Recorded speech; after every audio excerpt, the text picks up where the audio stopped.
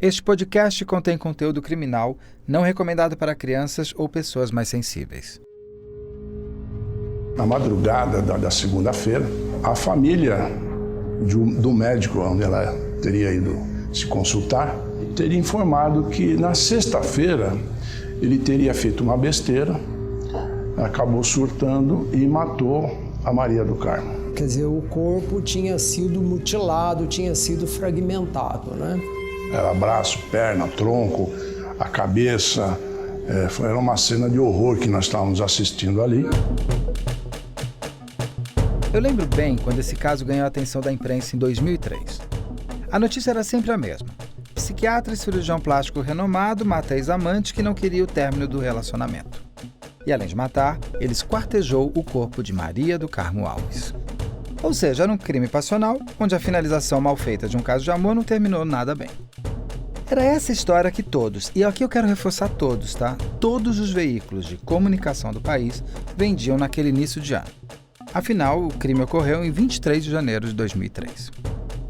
Vários anos depois, quando a equipe de pesquisa da investigação criminal chegou com a história do Fará Jorge Fará para o programa, eu particularmente não achei o caso muito empolgante. Empolgante, no que eu quero dizer aqui, é que não tinham muitas camadas de investigação, não haveria muito a ser descoberto, não tinha aquela corrida para descobrir o autor do crime. A motivação, a ligação entre a vítima e o assassino, ali já eram bem claras. Era um romance que acabou mal. Mas mesmo assim, eu pedi para ler o inquérito. Surpresa é uma palavra que não traduz tudo o que eu senti quando eu terminei de descobrir o que era de fato aquele crime, que, aliás, foi um dos mais bem investigados que já tive contato. Estava tudo ali, com provas mais que consistentes coletadas pela equipe de investigação liderada pelo delegado Dr. Ítalo Miranda Júnior. A imprensa tinha sido enganada pelo criminoso. O Fará Jorge Fará não era um psiquiatra renomado. Ele não podia exercer cirurgia plástica e Maria do Carmo nunca foi sua amante. Aquele não era um crime passional.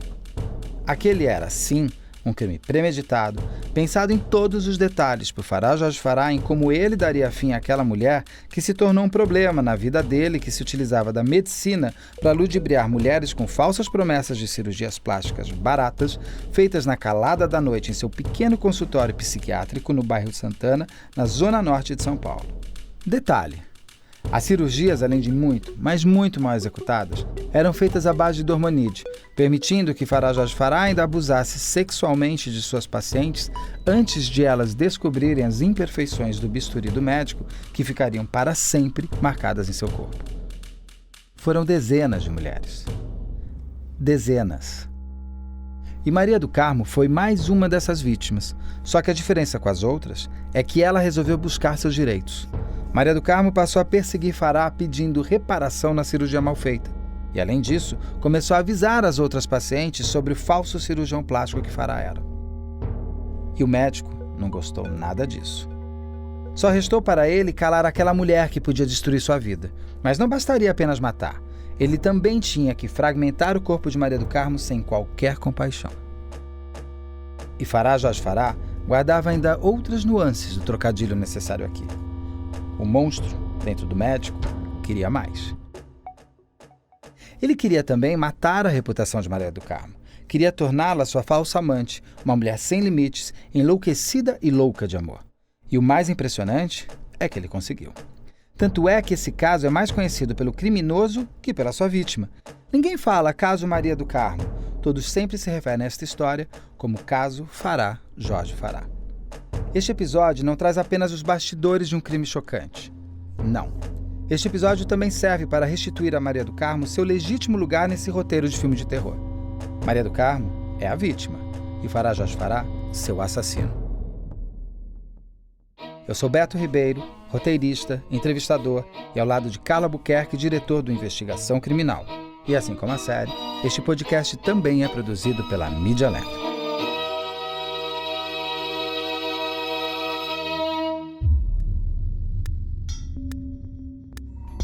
Na madrugada da segunda-feira, a família do médico onde ela teria ido se consultar, era o Fará Jorge Fará, estava presente na delegacia, no 13º Distrito, na Casa Verde, dando a notícia. Esse é o Dr. Ítalo Miranda Júnior, o delegado do caso.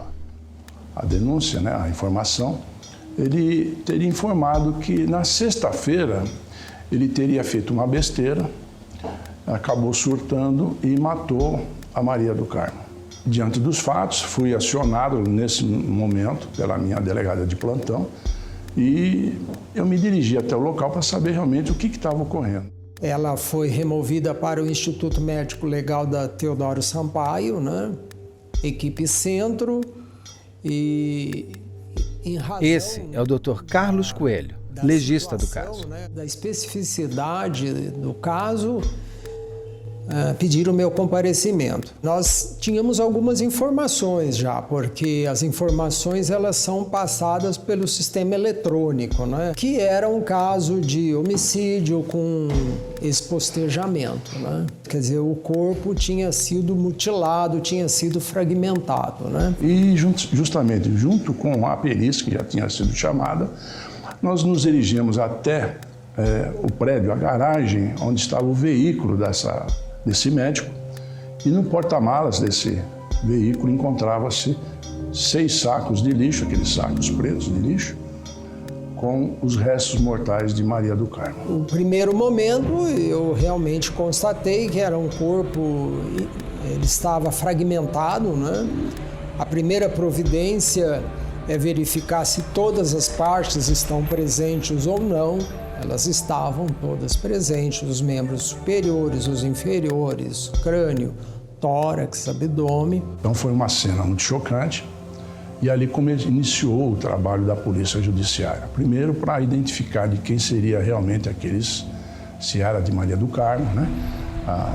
Haveria necessidade de ser transportado para o ML para que fizesse aquela junção toda do corpo, ver se realmente estava alguma parte que não estava ali presente, alguma coisa que não estava, foi descartado em outro lugar. Então esse começou o nosso trabalho e principalmente tentar localizar o médico, né, para que se fizesse justiça.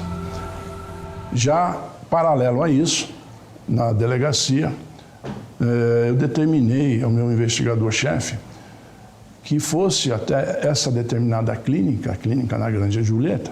Então nós já tínhamos conhecimento lá de outras pessoas importantes da sociedade que, quando cometia, às vezes, algum fato desabonador, lá procurava a clínica para se internar, até que desse uma pairada na sociedade, na imprensa e tal, para que esfriasse o caso. Então, já era de nosso conhecimento. E veio à nossa mente essa clínica, determinou o investigador foi até o local. E após 20 minutos, ele realmente me informou que Fará estava internado nessa clínica. De pronto, determinei, então, que ele permanecesse lá, fazendo a escolta dele, porque ele estaria, a partir daquele momento, estaria preso e nós iríamos providenciar, então, o auto de prisão em flagrante, o que realmente foi o que aconteceu. Eu sempre questiono, até onde estaria tudo pensado por Fará Jorge Fará? Veja bem, quando ele liga para sua sobrinha e conta o que tinha acontecido na noite anterior em seu consultório, quando matou Maria do Carmo e desmembrou seu corpo, o médico ainda leva os restos de sua vítima para um carro e foge para uma clínica de reabilitação. A sobrinha, sabendo do crime, avisa a polícia. Que homem é esse que consegue desenhar todo esse enredo? Quem é, afinal, Fará Jorge Fará? Fará Jorge Fará, ele é um cidadão, ele tem uma ascendência libanesa. É uma pessoa dentro da comunidade de Santana, que ele trabalhava em alguns hospitais na Zona Norte. Até esse dia não tinha nada que eu desabonasse, que tivesse algum fato relevante, né? Envolvido com crime, envolvido com policiais. Então, era um médico que consultava em sua clínica, a gente logicamente não sabe o que o médico faz dentro do seu consultório. Mas, aparentemente, naquela data, tinha uma vida normal. Conhecia a pessoa da banca de jornal, o flanelinha da rua, então ele tinha aquele contato ali e era vamos dizer assim, o máximo contato que ele tinha era esse daí. Ele não tinha muito amigos, essa coisa, nós não conseguimos, ou era profissional ou era familiar. A especialidade dele era psiquiatra. Então ele trabalhava, era nesse campo. Mas o que depois dos fatos nós viemos apurar é que realmente ele era um clínico geral nos hospitais que ele servia, e na clínica dele estava fazendo algumas cirurgias plásticas. Ele simplesmente, o que a gente deu para perceber lá, muitos frascos de dormonide. Então o risco era muito grande. Eu vou parar um pouco aqui para você entender melhor a importância desse anestésico nessa história. O dormonide é um remédio muito usado para colocar um paciente em sedação, mas que mantém a consciência ativa. Por exemplo, quando você faz um exame de endoscopia, é o dormonide que é usado para que a pessoa não sinta dor, nem lembre do procedimento, mas obedeça aos comandos do médico. O dormonide também é um indutor para colocar para dormir antes de dar anestesia para uma cirurgia.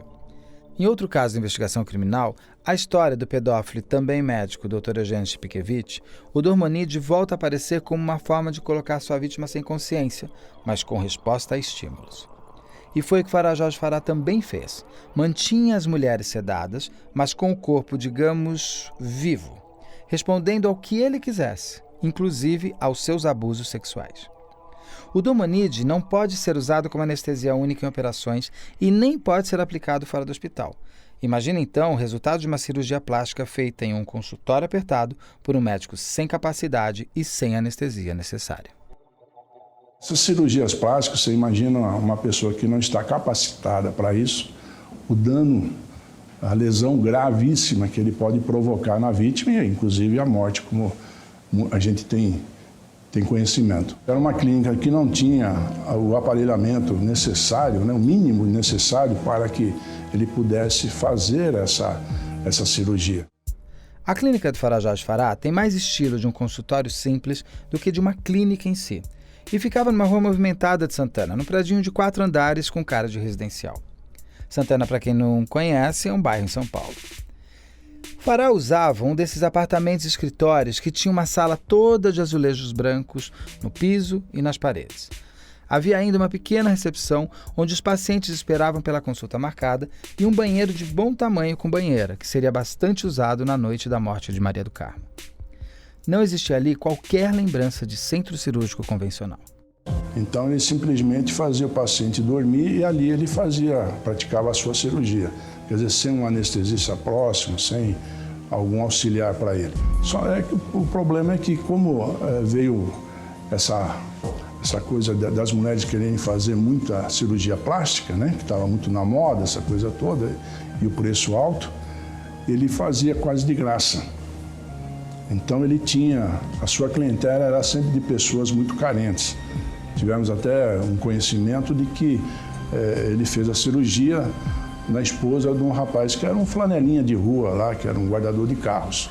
Então uma pessoa dessa, logicamente, não tem condições de fazer uma cirurgia dessa particular. Só que ele deixava muitas lesões nas vítimas. Após esse fato, inclusive, da descoberta desse crime, foi instaurado outros inquéritos para apurar lesões graves em outras vítimas. E essas cirurgias, para você ter uma ideia,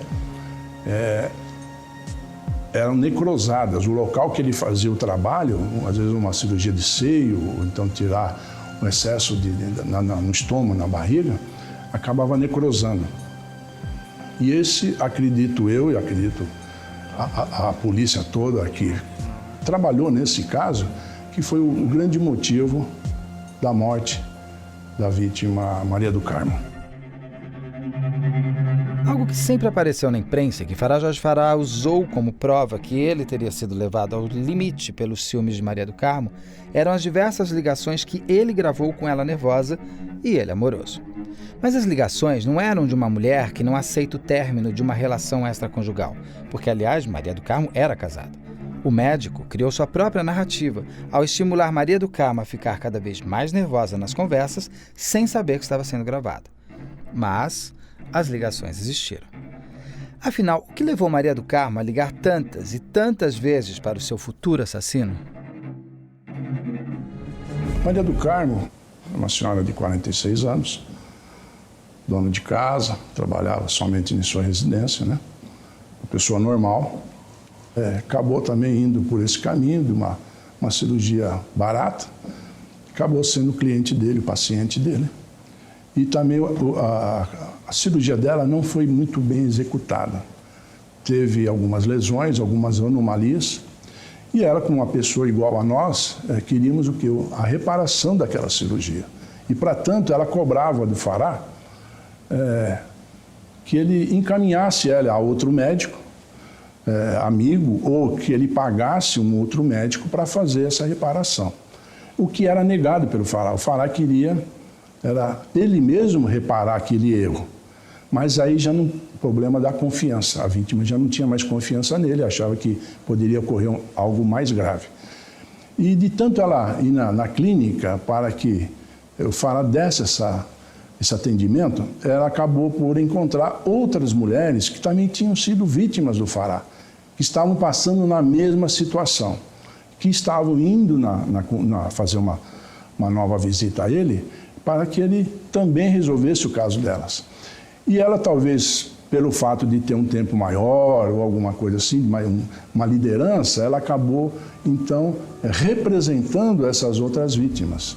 Então, dá a entender que realmente ela não dava sossego a ele, né, de tantas ligações que ela fazia por dia, à noite, mas o objetivo maior era isso aí, dele fazer o reparo, não só nela, como as outras vítimas também. Ela fez seio e fez também o estômago, que ela tinha problema que eles chamam de pneuzinho, essa coisa toda, mas os cortes, pelas fotos dá para ver que realmente não era um corte de linha reta, eram umas coisas, parecia retalhada. Então, uma pessoa que não tinha capacidade para fazer essa cirurgia.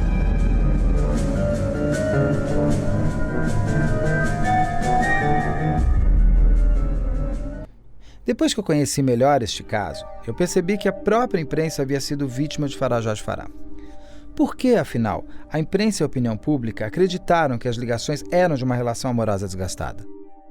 Bom, isso começou a ser vinculado na imprensa, né? Pelo simples fato de eles ouvirem as fitas gravadas por ele, pelo médico, ela insistindo em falar com ele, querendo acertar algumas posições, mas justamente era o problema da cirurgia.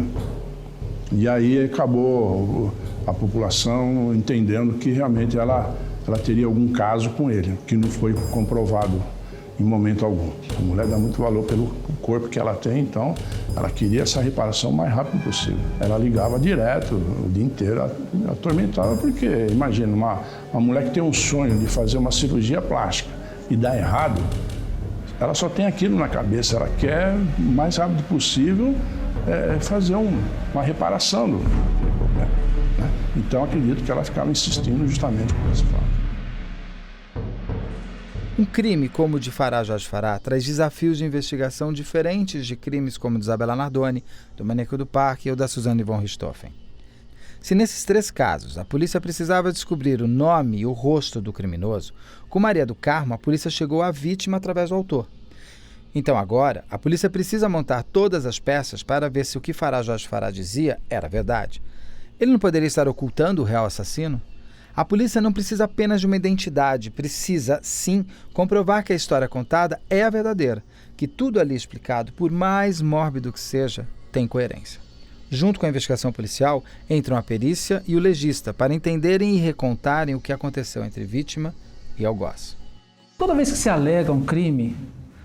Esse é o Dr. Adilson Pereira, perito do caso.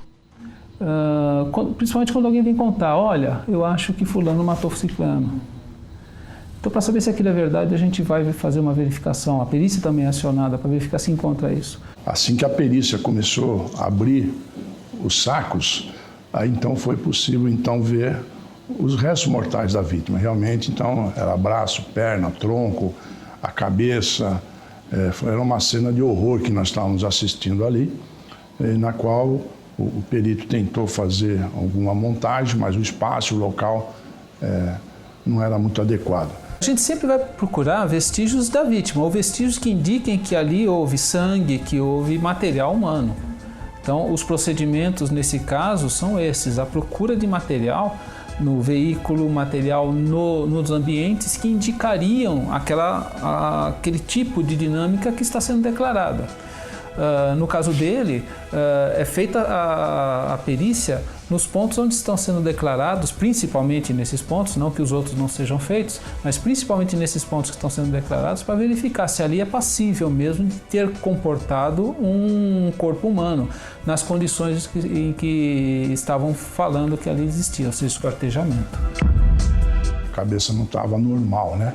Essa parte estava com metade já descerada, então realmente aquilo uma coisa de macabra, uma coisa que realmente foge dos padrões, né, de um homicídio, que o homicídio que a gente tem acostumado a ir no local, a pessoa tomou uma facada, tomou um tiro, né, e ali está o corpo da pessoa. Agora, dessa forma, então, se você não tem a cabeça, já começa a dificultar mais ainda de quem seria aqueles restos mortais. Primeiro, você verifica se refere a um corpo humano. Segundo, se esse corpo, por ser um corpo humano, se é identificável. E em sendo identificável, né, o que lá dentro indicaria o que causou aquilo, ou seja, esquartejamento. Então, vamos então nos braços, porque tem a mão estava cortada do braço também, então a mão toda sem a impressão digital. Os pés também estavam sem as papilas, que são as impressões digitais. Foram retiradas as polpas digitais dos 10 dedos das duas mãos, né, dos dedos das mãos, talvez numa tentativa de não permitir a identificação. O rosto foi parcialmente e irregularmente desfigurado. Um trabalho que me parece atabalhoado. Eu suponho que era para evitar a identificação do corpo. Eu não sei qual foi a lógica dele, né? Naquele momento, o que pretendia fazer, né? Eu suponho que, no desespero, ele queria dar fim ao corpo, né? Ou se haveria um instrumento lá dentro a ser analisado, que no caso os instrumentos dele vieram para serem analisados, onde se constatou uma mistura de sangue, porque os instrumentos ele não usava só para aquele ato, né? Mas todos esses fatores são verificados, inclusive se os instrumentos são compatíveis com o esquartejamento. Se aqueles instrumentos são passíveis de serem usados naquele esquartejamento, ou seja, vincular o histórico encontrado com o corpo. No local havia uma banheira daquelas antigas de ferro fundido esmaltado, onde ele começa a lavar as peças da vítima. E ali foi onde ele dissecou, ele tirou todo o líquido dessas partes. Então o corpo acabou, cada saco daquele tinha um peso de 5 quilos, 6 quilos. Então você vê que 5 são 30, 40 quilos no máximo, de uma pessoa que tinha seus 50, 60 quilos. Então, apesar de estar cortado, é mais fácil para transportar e uma forma até mais fácil também de você tentar esconder o corpo. E aquelas banheiras antigas, elas costumam, né, apresentar alguma sujidade. É muito difícil ela estar perfeitamente limpa, né? E estava de um branco impecável, né? Os azulejos também, os rejuntes dos azulejos muito limpos. Então, era nítido que ocorrera um processo de limpeza minucioso. O corpo estava no carro e a cena do crime ela se encontrava lavada como se fosse um ambiente cirúrgico, né? Um ambiente de clínica. Então a cena se apresentava limpa, né? Tanto é que teve que ser usado, né, no caso aí, o reagente de sangue latente. Quando nós fomos fazer o exame na clínica, e num consenso entre eu, o perito e o legista, o local exato onde ocorreu esse fato. Era uma maca que tinha numa sala, com simplesmente uma maca e um sofá individual. Um local esse, para nós, normal, como se uma pessoa tivesse ali acabado de tomar um remédio, ou tivesse um mal súbito, estaria ali aguardando com um acompanhante. Mais nada, mais nenhum aparelhamento, nada. Então acreditamos que ali era o local. E ali realmente, na hora da aplicação do reagente químico do luminol, que foi a primeira vez, o primeiro caso brasileiro que praticamente aqui em São Paulo nós aplicamos essa química, Aí ficou provado que havia mais sangue no teto do que propriamente no chão. Que a gente imagina que uma pessoa cortada, o sangue vai escorrer e cair ao solo. E lá ao contrário, tinha muito no teto. Isso, a informação que eu recebi é que realmente, quando ele começou a cortá-la, o coração ainda pulsava. E o coração pulsando, logicamente, aquela pressão sanguínea fazia que as artérias maiores espirravam sangue para todo quanto era lado, principalmente no teto. Então foi uma cena de horror ali que realmente passamos até os profissionais mais experientes.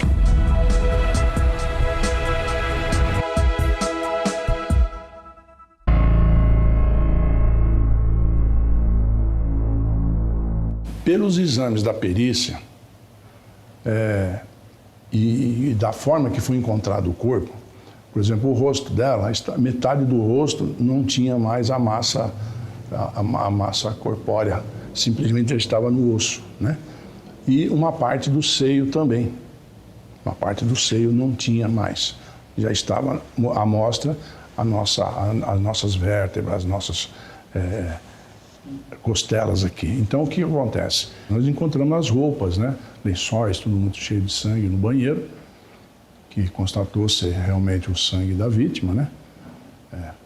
Mas o trabalho foi muito grande e sozinho ele não tinha condições. E como ele, sempre quando ele está na mídia, ele mostra que realmente ele tem um problema de coluna, anda de bengala, mas isso aí realmente é só para teatro da parte dele. O que se percebia, mesmo olhando o corpo da Maria do Carmo mutilado, isso já foram alguns dias depois, nós já sabíamos que era o caso do Fará. A compleição da Maria do Carmo, ela era uma mulher de compleição muito forte, bastante forte, bem mais forte que o do Fará, né? E isso levou à seguinte situação: para que ele fizesse o crime, ele teria que sedar a Maria do Carmo, né? Nós voltamos ao local, vasculhamos bastante o local e realmente encontramos indícios de sedativos, né? De um sedativo específico que é o Mazindol, de nome comercial Dormonide. Os documentos dela, as roupas estavam lá na clínica.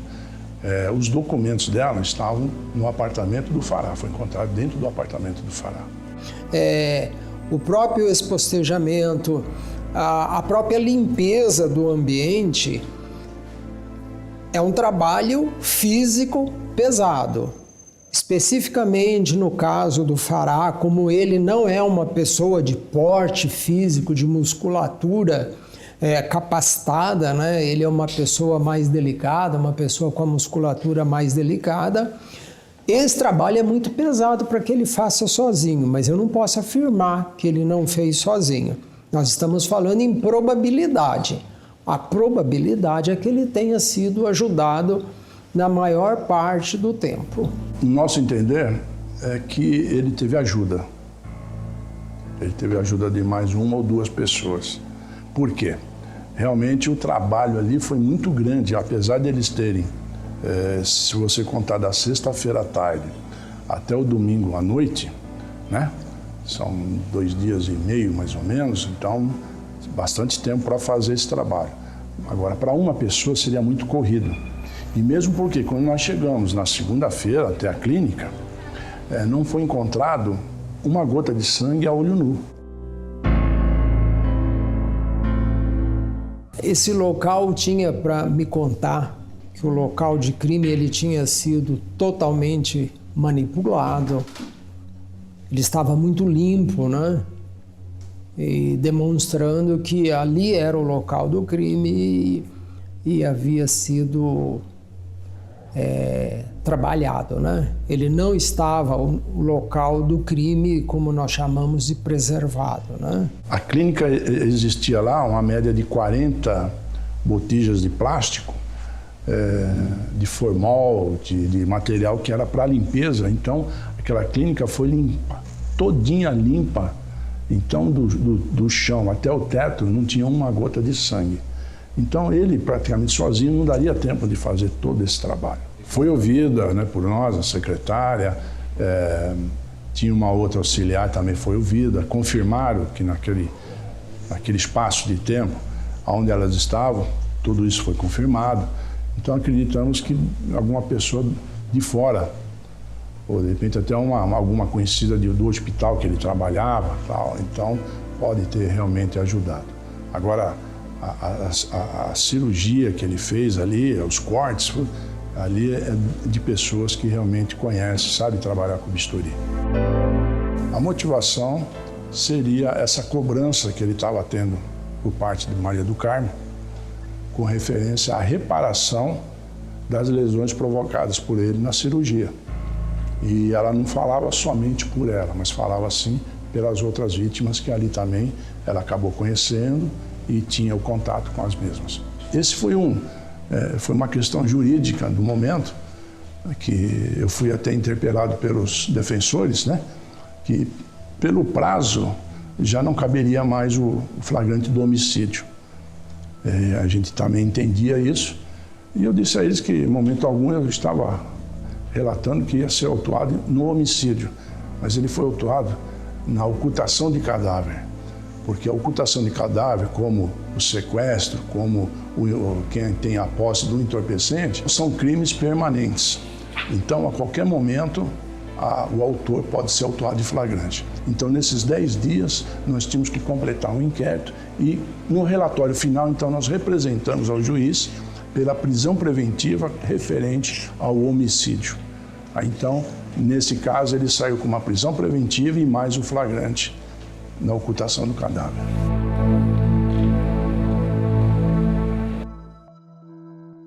Durante as investigações, o Dr. Ítalo Miranda Júnior chega a outras vítimas de Fará Jorge Fará.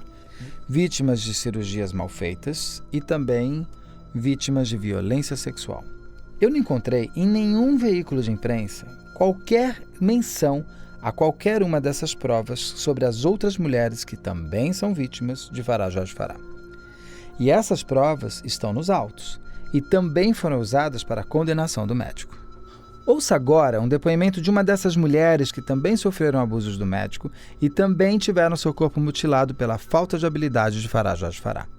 A voz dela foi distorcida para que ela não seja reconhecida. Eu ligava para ele e falava, doutor Fará, eu tô passando mal. Não, é assim mesmo, não tem problema. Bom, e ele dizendo que ia melhorar, que ia melhorar, que ia melhorar. Aí ele fez o seio, também ficou ruim o seio, ficou uma prótese pra cima, outra pra baixo. Na cirurgia do seio foi que ele me assediou. Ele fica falando no ouvido da gente. É engraçado que eu vejo as outras vítimas dando depoimento, a maneira de agir sempre é a mesma. Ele fica falando no ouvido da gente, namora comigo, não sei o que, ele fica beijando a gente, não sei o que. Eu sei que ele, quando a sedação termina, e ele não terminou a cirurgia, eu tenho até hoje uma dor aqui, tudo no meu seio, do lado esquerdo, porque a hora que eu acabou a sedação, ele já estava terminando a cirurgia, eu dei um grito, que ele deu o seu que ele fez aqui, que me deu uma dor muito forte. Bom, ele acabou o seio e também ficou horrível. Aí uma amiga minha, ela também é médica, ela falou, sua cirurgia tá horrível, eu vou te levar num médico amigo meu, que estudou junto com meu marido, para ele olhar. Aí nós fomos, e ele olhou e falou, olha, eu vou te pedir uma coisa, nunca mais eu fui consultar desse lado. Minha barriga não ficou boa, eu tive que continuar fazendo cirurgia, fiz uma, fiz duas. Aí na terceira o doutor falou, sua barriga só vai ficar toda descolando tudo. Aí eu fiz a cirurgia, descolei tudo, desde aqui de cima. Quando ele começou a descolar, ele chegou no meu umbigo estava solto e necrosado, porque o meu umbigo eu limpava, ele cheirava mal. Meu umbigo estava necrosado. Aí ele continuou descolando. Quando ele continuou descolando, tinha um dreno dentro da minha barriga. Eu liguei pra ele um dia e falei assim, doutor Fará, o senhor deixou meu umbigo necrosado e um dreno dentro da minha barriga. E ele falou que o dreno, a culpa é minha de ficar o dreno na minha barriga. Eu que sou culpada. Eu falei, Fará, um dreno sumiu. Ele falou, não tem problema, tem gente que fica 8, 10 anos com um dreno na barriga e não acontece nada. Quem auxiliava ele lá? Ninguém. Sempre sozinho. Aquelas meninas que atendem, elas auxiliavam ali na cirurgia assim. dar um instrumento, vestir a cinta, uma coisa assim. A sala de cirurgia dele não tem o mínimo de higiene, nada. De posse das declarações de Fará Jorge Fará, junto com as provas da perícia, o delegado Dr. Ítalo Miranda Júnior e o legista Dr. Carlos Coelho conseguem reconstruir os últimos momentos de vida de Maria do Carmo, antes e depois de ela chegar ao consultório do monstro. O início de tudo foi com o desaparecimento da dona de casa Maria do Carmo. E ela, numa sexta-feira, dia 24 de janeiro de 2003, ela, por volta das 10 horas da manhã, ela ligou para o seu marido, o João, um porteiro, dizendo que ela ia sair da sua residência, fazer alguns pagamentos, né? E depois disso, ela iria até uma clínica situada no bairro de Santana, na Zona Norte, uma clínica médica, a fim de fazer alguns exames médicos. E foi a única coisa, foi a última conversa que teve com o marido. O marido saindo do seu trabalho, chegando em casa por volta das 18h30 da sexta-feira, ali não encontrou mais a sua esposa. E passou a procurar essa coisa toda, passou a noite toda e achou por bem, já isso no sábado, por volta das suas 13 horas da tarde mais ou menos, se dirigindo até a delegacia do Pari, região onde eles moravam, e foi feito lá então o boletim de ocorrência do desaparecimento de Maria do Carmo. Que a polícia constatou que às 18h30 ela chegou à clínica, foi atendida por uma secretária que ali se encontrava. Após isso, a secretária foi liberada pelo médico e ficaram somente os dois na clínica. Ele comentou que ela talvez tivesse investido contra ele. Mas a gente perguntava, mas por que ela teria investido? Não me lembro. Ela estava armada? Não, uma faca, uma tesoura, uma faca que estava em cima da mesa da secretária, ele não sabia explicar. Então, ficou meio obscura essa situação, né? Do momento exato, do primeiro golpe que ela recebeu e de que forma, né? Qual o motivo, se realmente ele estava repelindo uma agressão física da Maria do Carmo. Uma bengalada precisaria ser uma bengala muito pesada para levar para a inconsciência. E esta ação fatalmente teria provocado ferida, lesão bastante visível. Normalmente, um trauma no crânio para que a pessoa fique inconsciente, essa ação, ela tem que deixar marcas ou hematomas, mais frequentemente cortes, ferida. Não havia. Após o exame mais aprofundado da perícia e os legistas, existia algumas perfurações. Então, algo pontiagudo existia ali. Então, acredita-se, né, pela situação toda lá, que ele deve ter surtado ali naquele momento, né, aquele momento de fúria dele, e ele, com o poder do bisturi, que já estava em mãos, ele começou a desfechar alguns golpes nela. E, posteriormente, talvez ele tenta tirar essa parte para não mostrar realmente, porque ali ia caracterizar realmente que são aquelas estocadas que ela recebeu e que levou ela à morte. Ou, praticamente, já deixou ela desfalecida. O primeiro momento, eu realmente constatei que era um corpo, ele estava fragmentado, né? A primeira providência é verificar se todas as partes estão presentes ou não. Elas estavam todas presentes, os membros superiores, os inferiores, crânio, tórax, abdômen. O esquartejamento é reduzir a quartos. É uma situação à frente, mais adiantada que o expostejamento. No esquartejamento, vamos dizer, os fragmentos são menores do que no expostejamento. No caso da Maria do Carmo, era, portanto, expostejamento. A princípio, eu alegava a legítima defesa, né? Até o momento que você viu o corpo faltando algumas partes.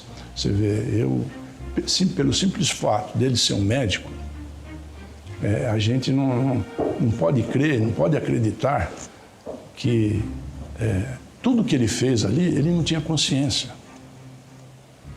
né? Porque por mais que uma pessoa esteja surtando, por mais que uma pessoa após vai ter uma amnésia, essa coisa, ele soube fazer, ficou comprovado pela perícia, pelo legista, os cortes que ele fazia na vítima nas juntas do corpo. Quer dizer, não era uma coisa assim que qualquer um com uma faca, um facão, ia batendo, ia cortando. Não, ele fazia os cortes perfeitos. Então, uma coisa de um especialista no bisturi. Então, ele é um médico. Ele começou a esquartejar a vítima, e isso está provado. Ela estava em vida ainda quando ele começou a cortá-la. Tivemos o cuidado de tirar fragmentos de pele seccionadas, né, para exame de microscopia. Esse exame de microscopia, ele tem a finalidade de, na microscopia, no exame com lente de aumento, se verificar se existe estrutura que foi seccionada durante a vida. É o chamado fenômeno vital. E só havia sinal de seccionamento vital, um pequeno fragmento na região cervical, na região do pescoço anterior, ali onde corresponde à região da tireoide. As vísceras não foram encontradas. Então, pelo rastro, pelo caminho que foi feito depois dessa sala, leva-se ao banheiro, né? E o banheiro, isso tudo comprovado com o luminol. O sangue sendo arrastado, o corpo sendo arrastado, né? Então aquele rastro de sangue e até o vaso sanitário. Então, provavelmente, isso tenha ido pelo vaso sanitário e, logicamente, como é um prédio, é ligado no esgoto público e não tinha como, nós tentamos, mas não foi possível tentar localizar alguma parte. Eu procedi o exame do corpo fragmentado, realmente faltava órgãos internos, não estavam presentes, não tinha coração, pulmão, fígado, rins. Então se tornou um exame necroscópico realmente um pouco mais complicado, né? Eu acredito que ele tenha fragmentado pulmão, coração, fígado, rim, ele vai fragmentando e vai conseguindo, dando descarga, quer dizer, isso são suposições, né? Mas só que depois restava um corpo ainda, né? Membros superiores, membros inferiores, tórax, crânio. Hoje, os legistas trabalham em cima das vísceras da vítima, porque ali é onde que vai compactar, ali vai ser o depósito de qualquer remédio que ela tenha tomado, se tomou uma droga, se foi injetado alguma coisa, um veneno. Então, o trabalho é em cima daquilo. Voltamos para o exame da Maria do Carmo, nós não tínhamos sangue disponível para fazer a constatação do sedativo e uma observação muito atenta, notamos que a bexiga urinária estava presente e continha alguma coisa de urina. Conseguimos colher cerca de 1,5 cm de urina, orientados, né, pela presença da ampola do Mazindol. Foi feito o exame toxicológico nessa fração urinária e constatamos a presença na urina do Mazindol, do Dormonide, do produto comercial de Dormonide, né? Então, realmente, chegamos à conclusão que houve o uso de uma substância que produz sono. Então, depois nós vamos saber que também já existia o telefonema do Fará para que ela fosse até lá para resolver de uma vez por todas essa situação. Então, acredito eu que realmente houve uma preparação já por fato. Nós não conseguimos definir a exata causa da morte. Conseguimos definir que ela estava sob o efeito do Mazindol e que o espostejamento foi feito pós-morte. Por que não conseguimos chegar na causa de morte? Primeiro, porque ela estava sem sangue, ela estava exsanguinada. Não haviam as estruturas internas importantes, como coração, pulmões, fígado, os rins, baço. Então, nós não chegamos à causa da morte.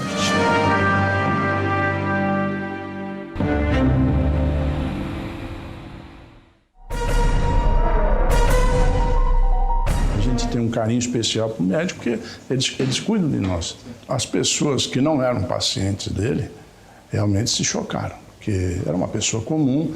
Esse pedaço até a segunda-feira, da sexta à segunda-feira, nós não conseguimos relatar dentro dos autos, porque ele sempre conta que teve uma amnésia, e essa amnésia, então, impedia ele de dar algumas informações. E é coisa que a gente realmente não aceita, né?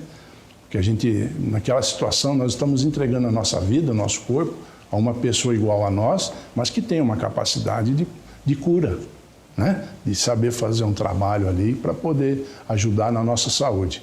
E o que ele não fez, ele fez ao contrário. Então, em 10 dias, nós tivemos que fazer um trabalho imenso, envolvendo perito técnico, envolvendo médico legista, todas as armas e formas que a polícia despendia naquele momento foram usadas. Mais de 8 testemunhas nós ouvimos. Todas as pessoas que tinham contato direto com o Fará. Então, nós trazíamos os autos, porque sempre alguma coisa vinha contribuir para a elucidação dos fatos. O Fará ficou cumprindo a prisão temporária e o flagrante nas dependências do 13º Distrito, porque lá era um cárcere para nível superior, né? E ele, como médico, tinha esse direito, e ficou lá por 4 anos e pouco, ele ficou cumprindo ali. Foi para a rua, ele saiu por excesso de prazo, de não marcarem audiência para o julgamento dele na justiça, então deu excesso, ele acabou sendo liberado, foi para a rua. Passado mais alguns meses, então foi marcado o seu julgamento na vara do júri, e ele foi condenado a 13 anos e alguns meses. E pelo nosso Código de Processo, cumpriu basicamente 1/3 da pena. Então acabou sendo liberado do próprio fórum. Ele foi cassado, né? Ele foi cassado do CRM, porque depois desse crime ele foi totalmente contra tudo que ele aprendeu para ser um médico.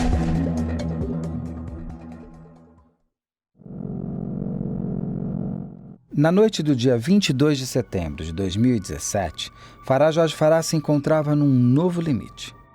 Sozinho em casa, aquele homem que sempre parecia ter apenas um fio de vitalidade experimentava seu último dia de liberdade. Na manhã seguinte, ele teria que voltar para a cadeia e cumprir sua pena de 16 anos de prisão. O agora ex-médico acabou conhecendo seu próprio monstro e vestiu a roupa daquela que seria sua última vítima, ele mesmo. Fará fechou todas as cortinas de sua casa, ligou uma música tocando em repetição. A trilha sonora escolhida não poderia ser mais perfeita para aquele momento.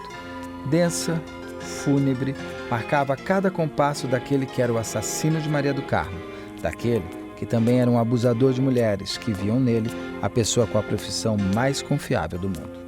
Fará Jorge Fará coloca uma roupa de mulher, peruca longa, chega à sala, senta uma poltrona e com cuidado cirúrgico corta as veias femorais de suas pernas. O sangue escorre, ele fecha os olhos, criando assim um cenário dramático para o seu suicídio. No dia seguinte, a polícia chega ao local para prender um assassino, mas encontra apenas um corpo gelado de um homem solitário.